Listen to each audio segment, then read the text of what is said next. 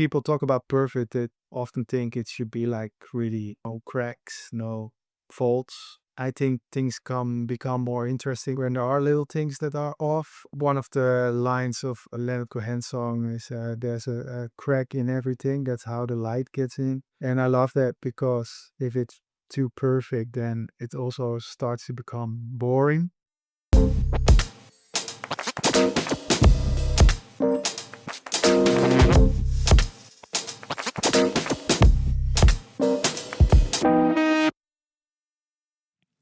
So, welcome back, everybody, to a new episode of Eyeshot 50 millimeters. And today we're joined by Bouwe Brouwer, a Dutch photographer from the northern of the Netherlands. He's a member of the collective photography group Up Photographers, and his black and white street photographer encapsulate small gestures, little places, and all subtle emotions that can be captured only through a sensitivity and a distance unlike any others. So thank you, Bao, for being with us, and welcome. So let's start with the very first question. Who is Bouwe Brouwer according to Bouwe Brouwer? Well, first of all, most of all, a father of a 9-year-old daughter, a husband, a primary school teacher, and besides that, also a photographer, something I started in 2013 as a hobby. And I guess it's still a hobby, but it sort of got way out of hand.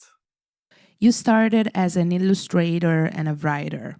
What did photography give you that writing or illustration never gave you? Um, I think the biggest difference between drawing and painting and photography is the element of time. What I really miss sometimes when I'm doing photography is the fact that when you draw, you could just sit down and sort of get lost in your own little world and work on a drawing for a long time. You're sitting down, but in a way, it's very physical, and it sort of slows time down. And I like the sort of zen quality of that. And yeah, I sometimes really miss that in photography. It's photography for me is a lot quicker. Can you describe your first memorable click story? So, the very first moment when you realized that photography was making you happy and it wasn't a hobby anymore. Yes, I can. It was in 2013. I just started taking photography a bit more seriously for a few months. And then we went on this little family trip, me and my girlfriend at the time, and her friend and her friend's son and nephew. And I started taking pictures of those two boys, of the kids running around on the island where we were having a holiday. And yeah, I really got some photos I was really happy with. And I didn't know much about photography, but I did know the work of Cartier-Bresson and Kaudelka, and I really loved that work at the time. And the photos I took sort of reminded me of that, and it made me realize, well, whoa, okay, I can maybe actually take some quality pictures and do something with this. And yeah, it really sparked the flame from then on. Do you think your photography would be different if you lived in a major capital city rather than the Friesland? Well, first of all, for the people watching and listening, Friesland is one of the provinces of the Netherlands. There's not a lot of big cities here, actually. Well, if you're critical, maybe there's not even one big city. I live in a very small town, and most of my photography I do in this town or the little towns surrounding this town, and um, and that's what I love as well. It's sort of city life and agricultural life mixed. And would my photography be different? Yeah, I think so. I think if you would live in a different place, you would photograph different things, maybe react differently to people. So yeah, it would be different, but in what way, I wouldn't know. Um, but I'm really happy to be living here. Actually, I love the idea of doing this so-called street photography that everybody knows from big cities and places like New York and London, and take that genre and yeah, do it here in these little towns and in the countryside. Now, moving towards a more different side of our talk, I want to discuss visual language. And my question is your use of black and white an aesthetic choice, a conceptual choice, or an emotional choice? Well, first of all, it's not conceptual. Aesthetic, well, yeah, I like black and white photos, but I also love color photography. William Eggleston is one of the photographers I really love. Alex Webb.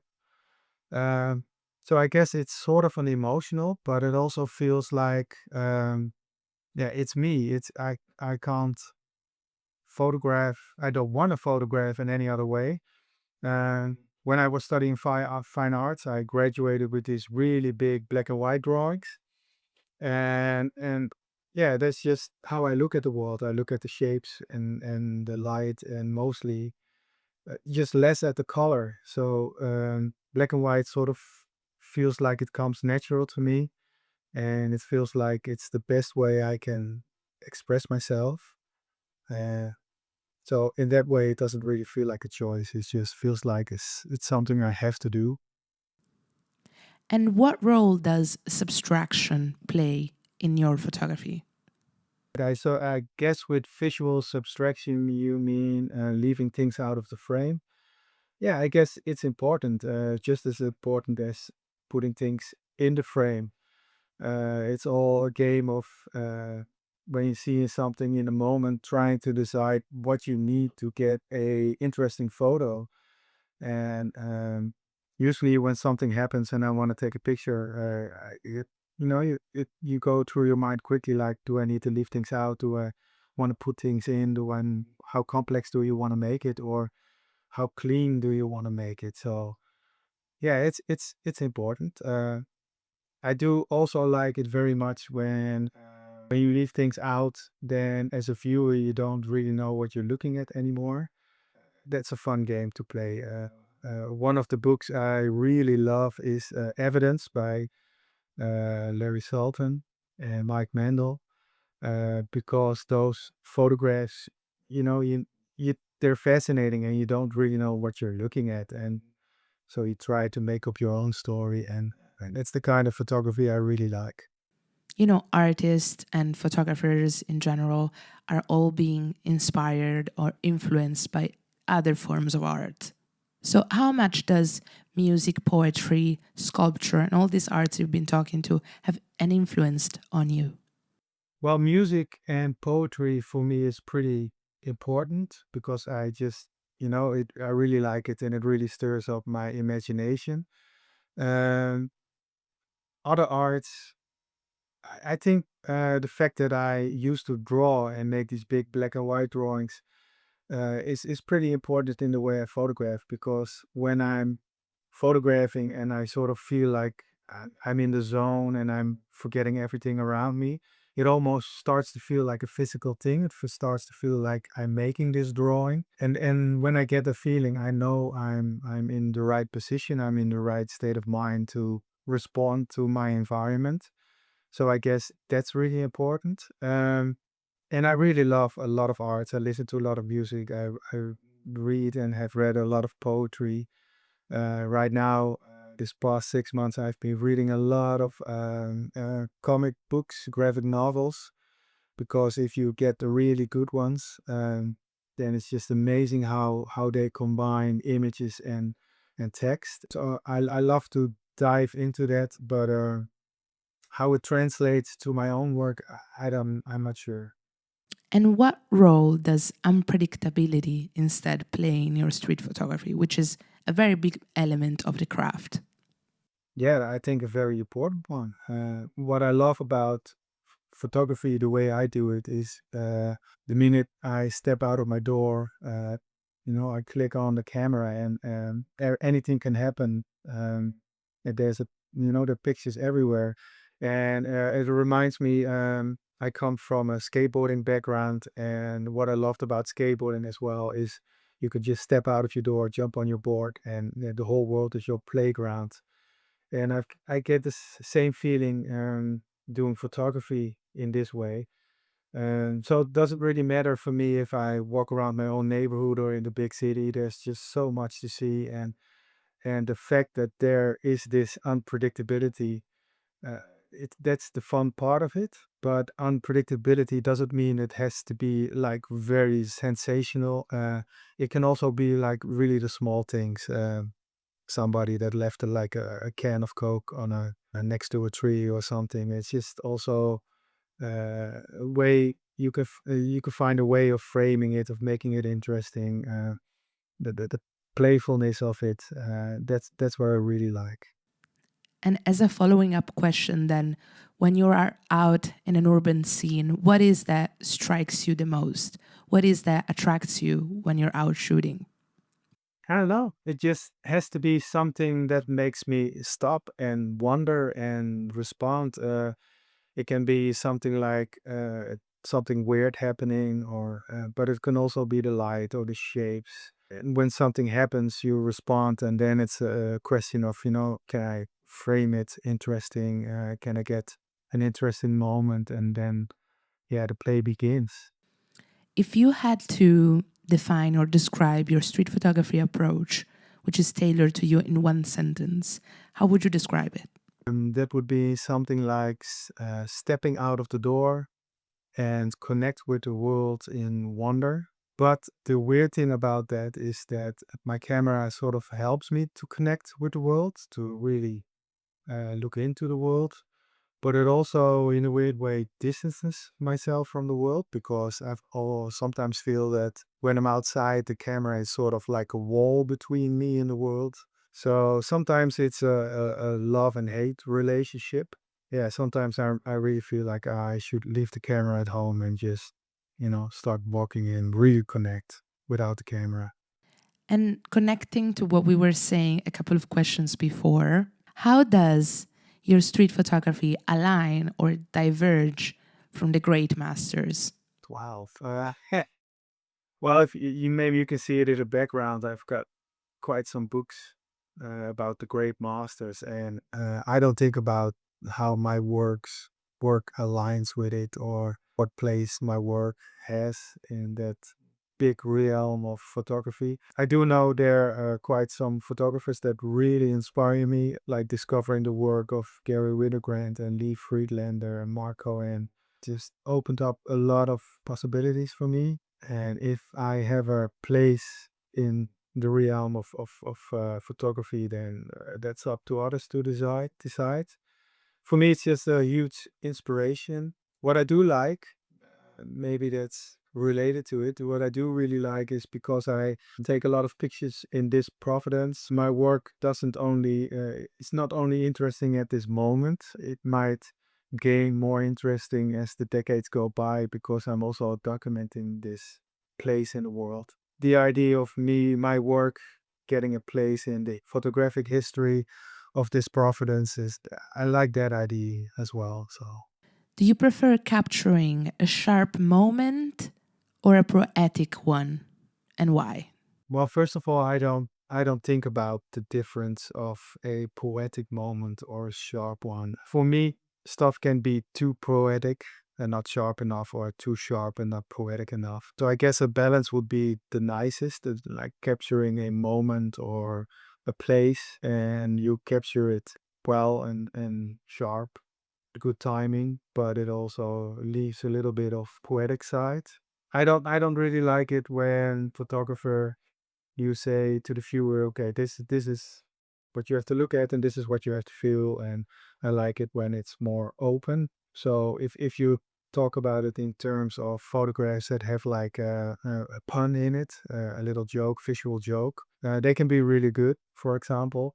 But I like it more when there's also a little bit of a poetic side, a little bit of a personal way of framing, and not just the visual joke. So I think a mix of both would be a good one. What I think is really important is that the personality of the photographer comes out of the work as well. I don't want to be looking at the same sort of photos every time, the same sort of poetic photos, or the same sort of sharp photos, visual puns. Yeah, I like it when I can see, oh, okay, that's a photo from this photographer, or that's a photo from that photographer. Yeah. You know, many say that street photography is simply a craft and documentary photography is more of a narrative kind of approach to how we see the world. So, where does street photography end and narrative documentation begin? Well, that's something I don't think about too much because uh, I think the way I photograph is basically sort of the same. If if I'm photographing my family or the street where I live, or out in the big city on the streets, or if I go somewhere to document the place and the people, the approach is sort of the same. I think the only thing that maybe differs a little bit is if you're photographing your family, you're very familiar with them, so you feel very comfortable quickly. And if you go to a new place with people you don't know, then maybe you sort of have to find your stance, your connection. That's the difference. But otherwise, other than that, then my approach doesn't really makes a lot of difference. But I do think the work is maybe a little bit different because if I, for example, I made a book about the car races in a little town nearby, and I went there several times. And then, I do my street photography thing at the car races. But because you go there every time, and you get really familiar and close with people, and you photograph different aspects of the race and of the people, then it becomes sort of documentation of the place. But the way I photograph it, it would be like the same I would photograph on the street. So there's no difference in the approach, but maybe more in the final result because I go back to the same place so many times. And in relation to this, then, do you think street photography should explain something about the world or should be considered just an act of seeing? If you want to simply share act of seeing, then that what you see should be interesting. For me, photography, I guess, is more like poetry. It's not about facts. It's not about a linear story. It's more about the suggestion of things. It can tell because it's a visual medium, and you sort of the camera registers what the world looks out outside. It sort of can tell something about how the world looks at this moment. And I know that my photographs will probably be more interesting in 40 years because a lot of stuff will have changed. So in that way, it's a sort of a registration of the outside world. Um, but it's not. I don't see it as facts. It's just a little frame of a little piece of the world, and the photographer chooses what he wants to show and what he doesn't want to show. And for me, it's more like poetry. It suggests a lot, but it doesn't pinpoint things. And that's what I love about photography. Now, I would like to move a little bit more in today's time and the role that street photography plays in contemporary photography. The very first question connects to one of the, let's say, fundamental principle of street photography, and is the decisive moment, the perfect moment, overrated for you? When people talk about perfect, they often think it should be like really no cracks, no faults. I think things can become more interesting when there are little things that are off. One of the lines of a Leonard Cohen song is there's a crack in everything. That's how the light gets in. And I love that because if it's too perfect, then it also starts to become boring. Photographing outside and there's a scene, and I take photographs. I'm often really attracted to the photos that are just not perfect. There's a little something off. And that makes it also more humane, I guess. It makes it more something I can relate to because, life is not perfect. And I guess once you accept that, then maybe everything does become perfect. What is that instead you consider the most boring thing about street photography today in the contemporary scene? Well, first of all, I'm part of that street photography. So do I bore myself? Yeah, sometimes. sometimes repeat myself, do the same tricks over and over again. But you sometimes have to work through that to get to new interesting stuff. Otherwise than that, yeah, well, it's the same with music, with writing. Like I said earlier, I read a lot of comic books nowadays, and there are some people that are really good, especially from the 80s, I think. They were really good writers. And nowadays, a lot of stuff that's being written sort of comes from that. So it's less original and also less interesting. But I also think stuff like that happens in music and, yeah, in any form of arts. For me, there are some contemporary photographers, street photographers at the moment that I find interesting. And when they post something new on social media, I just immediately have a look at it. And a lot of other stuff just, yeah, it sort of looks the same. But yeah, maybe it's interesting to somebody else who has a different taste. I don't know. And how important is failure within the craft? Well, on one hand, it's part of it. On the other hand, I don't look at it as failure. It's just the creative process. And when I started street photography, I discovered the works of people like Martin Parr and Alex Webb, and I went out onto the street and I really went out to get one of those pictures. I was really sort of obsessed with getting, incredible pictures like that. And then I would get home right really tired and disappointed because, well, that doesn't happen often to get a picture like that. And so I guess when you go out to really be a success and get, the monumental picture, yeah, then the aspect of failure gets into the process. But I don't go out like that anymore. I just go out to enjoy myself, to take a walk and to look at the world and respond to the world. And then there is no failure. There's just the creative process. And in that process, interesting stuff happens and you get sometimes interesting images and you pick those out. And once I accepted that kind of work process, it became all a lot more fun than the I want to be a winner mentality. I swapped it for I want to have fun and enjoy myself. I feel connected mentality, and then actually things start to happen. You start to surprise yourself, and yeah, it works a lot better. So no, there's no failure. There's just creativity and enjoyment and wonder. So the next question I want to ask you touches a little bit on, let's say, ethics and privacy and consent, which is a topic that it's very a hot topic in the street photography world. So where do you draw the line between observing and exploiting? First of all, I think that's sort of gut feeling, and the line may be different for a lot of people. And for me, I basically I don't want to hurt people, and if I would take a photograph and the photo would be shown and people would be really upset, then well, I would be upset as well.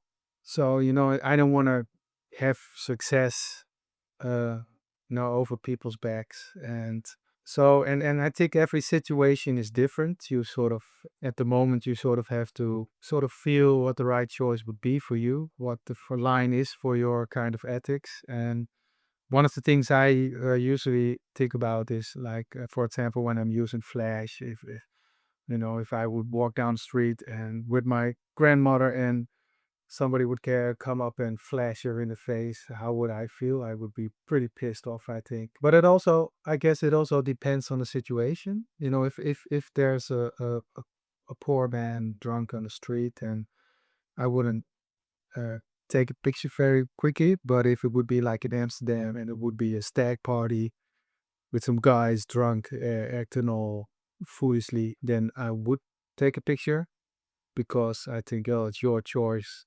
to behave like that in public space. So, whatever. I can just take a picture. Yeah, and it maybe also depends on the mood you're in that day. There are days when I go out, I feel a lot more confident and I can maybe care less about what happens. Or And there are also days when I go out, I feel like really introvert, and yeah, then maybe I would make slightly different choices. Um, but I don't want to exploit people, and certainly not to get some likes on Instagram. Where I love photography, and I really want to, I enjoy getting good photos and surprising photos, but not at the cost of everything. So I think it's a very personal choice where you draw the line. But I see stuff that's being put online or published where I think, I don't know. I don't know if it's if that's very correct, or I don't know if I would do that. But on the other hand, if you look at photographers in the past, like Ouija, the world has also changed, and the role of photographers has also changed, I think. And if you look at what I say, at Ouija's work, he would just photograph everything and everyone on the street, no matter how they would look or what would have happened. Same with Savage, this work. So in that way, I think the photos Ouija took then wouldn't be taken easily nowadays. But I do think it's your responsibility as a photographer to think about those things, and first of all, stay very true to yourself, to your own ethics, and not be in the game to get fame. If you want to get famous, then yeah, do other stuff, but not use other people for your own fame. And following up on this, do you think it's possible to do street photography without exercising power over subjects? Yeah, yeah, I do think so. I My approach to street photography is mostly being the fly on the wall, trying to be invisible. Sometimes when there's a situation and I know I can't get closer without being noticed, then maybe I'll just ask, if it's okay to take photographs, and I'll just stick around long enough till they forget about me, and then till the scene is all natural again, and then start photographing. Um, no, I don't like the feeling of power, actually. I love being invisible, and for me, being invisible is the superpower. But it's something different than um, having power over people. It's more your own superpower. Now, as we were saying before, you're a current member of the App Photographers Street Photography Collective. What has being part of a street photography collective like App give you that you would have never gained alone by yourself? Well, first of all, a big confidence boost. The situation is that I live in a small town, uh, in a Providence that's mostly rural, and there's I don't have any peers here, and I don't. There's not a lot of street photographers here, so there's nobody to hang around with. There's nobody to discuss your work with or to share books with, and so since I've been photographing, I've been on this little island doing my thing, sort of teaching myself, buying a lot of books, and sort of gaining knowledge.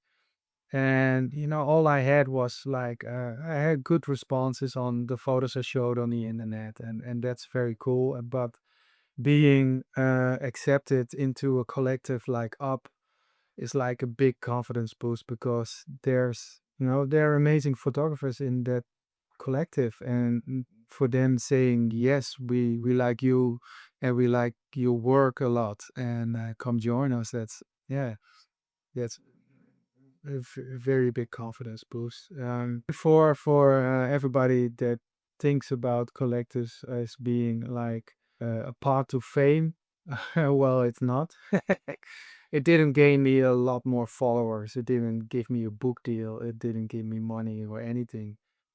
So I guess, yeah, I think the most important thing is the network. But I have to say,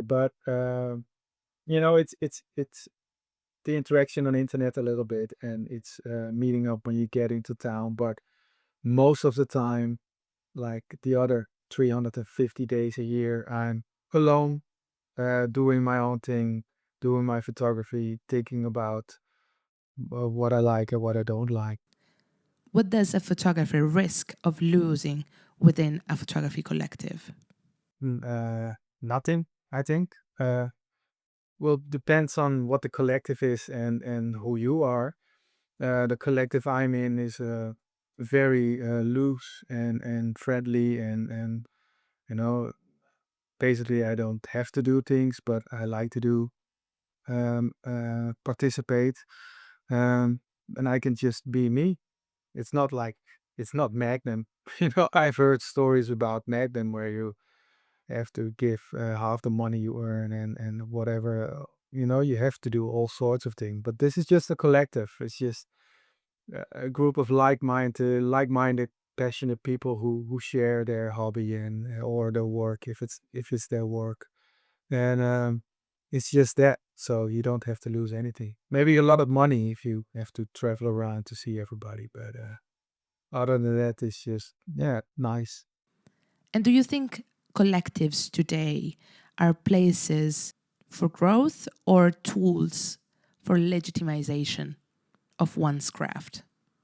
Depends on what collective you are in. If it's a group of people that really focuses on sharing their work and giving each other feedback, then it can be a beautiful place of growth. If it's a collective that just likes to hang around every once in a while and meet up, and I think up is more like that, and share some stuff on the website or social media, then yeah, then maybe it's less a place of growth. But like I said, if it does, keep getting accepted into one, is like can be important. And it's people saying to you, you're doing interesting work, and we like it. And I think that made me grow. It made me more confident. And how important is peer to peer dialogue and growth within collectives and for photographers being part of such collectives? It isn't. Unfortunately or fortunately, there is no peer-to-peer dialogue. Maybe it would be good. Maybe my work would be better if I had some of that. But basically, for the last 12 years, I've been mostly figuring out what I like, I want to do on my own, and just be doing what I'm doing. And now I did one workshop in all those years. Never did any portfolio reviews. Did enter some contests, um, which is sort of can be like a validation of your work. And, it can show that you're doing decent work. Um, but other than that, there's no peer to peer at all. So I'm just doing my thing, and that's it. Up Photographers brings together photographers with very different styles. So, what truly unites you all beyond style? The passion, just the passion for photography. That's basically it. That some people are collectors of photography books and they know a lot about the history and they just love photography. Some people are just out on the street every day and it's all passion. And what I really found is meeting, I haven't met everyone, just a portion of it because it's pretty spread around the world. But all the people I've met were just really friendly and really passionate. What also connects us, I think, if I look at all the different people, is that most of them just, well, maybe humble is too big a word, but they're not out there for doing it to get famous. Everybody's just following their own path, their own course, and doing what they love. And what's the biggest myth in street photography that you would like to, let's say, challenge or dismantle? First of all, that there's a lot of confrontation. I think people from outside street photography often think if you do this kind of photography, then you must be getting into fights a lot. And I never got into a fight, and it all depends on how you are as a person, how you react to other people, and so that's a myth that I would like to dismantle. And one of the other things is that if you have a sharp, maybe colorful photo with all the elements in the right place, then it automatically isn't good street photography photograph, good street photograph. I think a good street photograph, good street photography needs to be more than being able to get the person in the right spot in the frame and all the little colors and the shadows and or the little visual joke at the right place.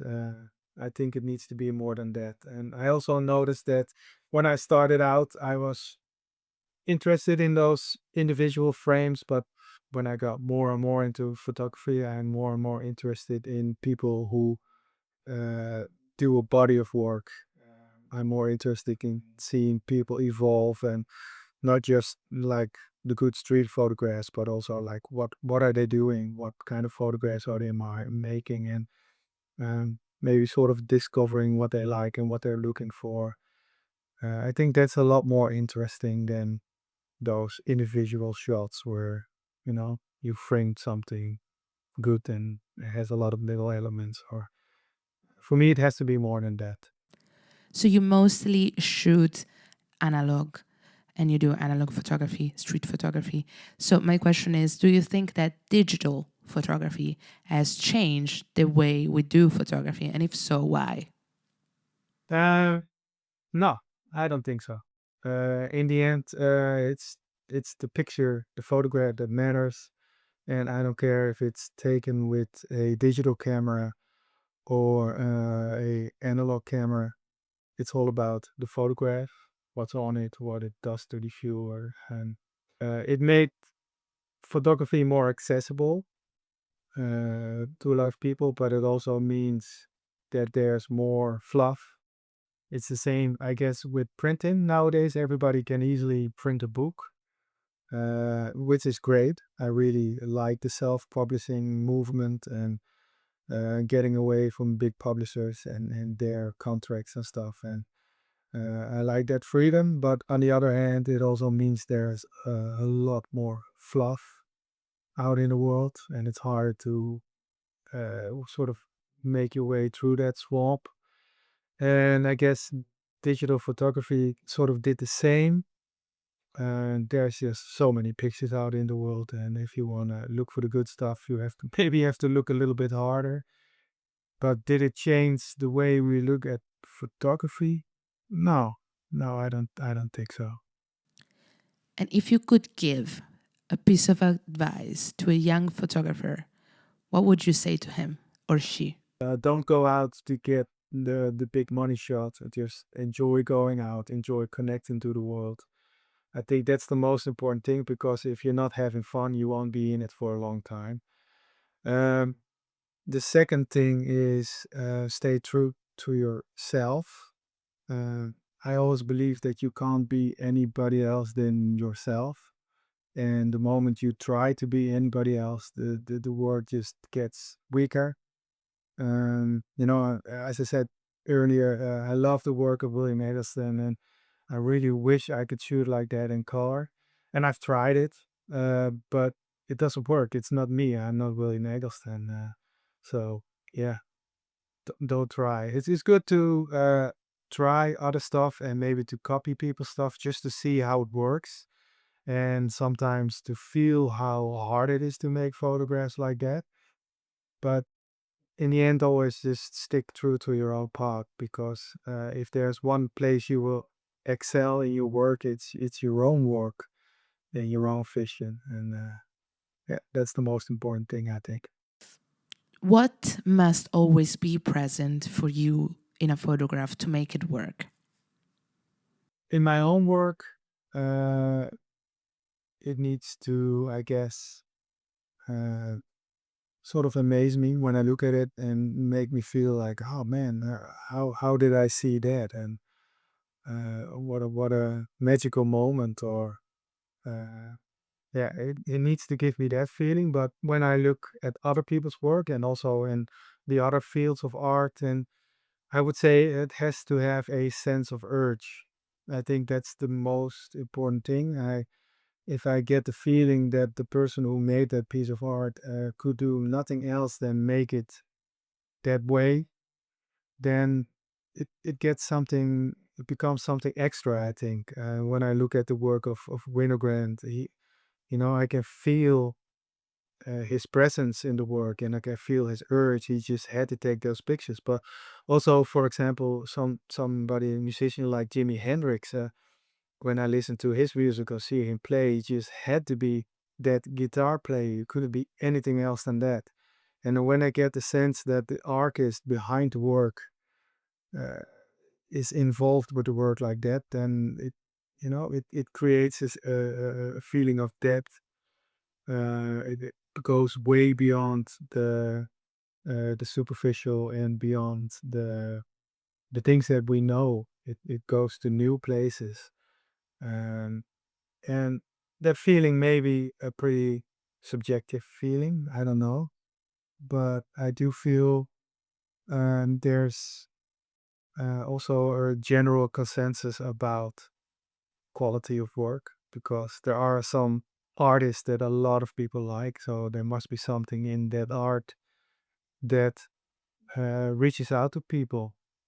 And yeah, I really like the idea of the sense of urge of somebody following his own path and going beyond what they know and what they see around. Yeah. You were writing haiku before starting photography. Has photography changed the way you write or other way around? Well, first of all, I don't really write anymore. When I started photography, I was really into writing haiku and haibun. Haibun is like the prose version of haiku. And actually, in 2008, haiku was sort of my re-entry into being creative. I discovered haiku, and when I discovered it, it was almost like, okay, there's a form of poetry that's almost like the way I think.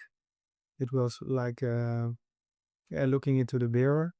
So I started writing haiku, and I had my notebook with me every day. And but when I got into photography more and more after 2013, haiku sort of yeah slipped away. And the reason is that when I write haiku, I really need to switch on the language part of my brain. I need to walk outside or, be in places and sort of use language to tell myself what I see, and then haikus will emerge. But when I do photography, that language part is like switched off and the visual part is switched on. And uh, yeah, I can't do both things at the same time. But I do think they are really connected. Haiku is a form of poetry that's really about looking at the things around you, about being wondered, about the wonder about the world around you, and putting it into words, but also sort of holding back. A haiku almost with a haiku, it almost needs to feel like there's no author. It has to be pretty an objective way of formulating, and then between those lines, you can get a sense of a greater feeling, a greater vision. And I feel the same way about photography, I guess. It's also about holding back and about observing and about not putting too much of my ego in there.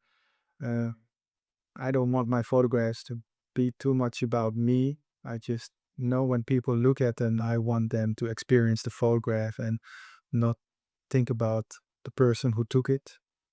Um, and it's the same with haiku. When you read a haiku, you want to experience what is being said and not think about the person who wrote it. So I guess that's what they have in common. And a haiku is sort of a snapshot in language, I guess, sort of street photography, but in language. So I think they're really related.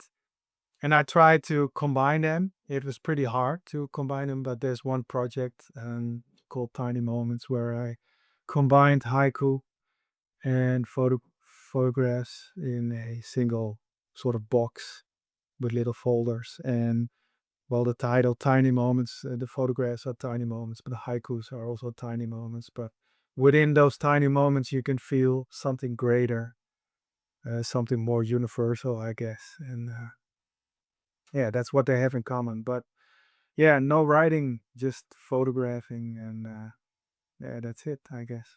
In 20 years from now, what do you hope people will remember your work for? Me, I hope they will remember me. Actually, I hope I will still be around. But I guess that's true. It's my work, it's my passion, and it would be cool if they would look at it and think about me as a person, about the way I connected to the work. It's the same as when I look at Winogrand's work, I think about Winogrand, and when I look at Friedlander's work, I think about Friedlander. You can't sort of escape that.